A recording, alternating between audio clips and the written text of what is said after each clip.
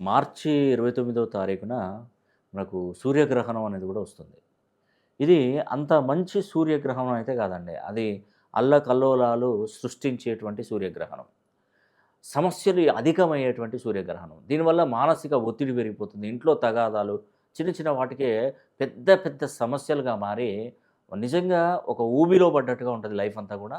ఈ మార్చి 29న కొంచెం ఎలా అంటే కొంచెం సమయస్ఫూర్తి పాటించి కొంచెం ఎలా అంటే కొంచెం కాంప్రమైజ్ ఏదైనా గొడవలు జరుగుతున్నా కూడా కాంప్రమైజ్ అవ్వడం ఉత్తమం. ఏదైనా కూడా తెగింపు అనేది చేయకూడదు. ఎందుకంటే ఇది మీనరాశిలో వస్తుంది. ఉత్తరాభాద్ర నక్షత్రం మీనరాశిలో ఈ యొక్క సూర్యగ్రహణం వస్తుంది. ఎందుకంటే ఉత్తరాభాద్ర నక్షత్రానికి శనీశ్వరుడు అధిపతి. సూర్యగ్రహణం సూర్యునికి సంబంధించింది కాబట్టి అది 1 అధిపతి. ఈ 8కి 1 బద్ధ శత్రువు. కాబట్టి ఇది మంచి సూర్యగ్రహణం అయితే కాదండి. మార్చి 29న కొంచెం జాగ్రత్తగా ఉండండి. ప్రతి విషయం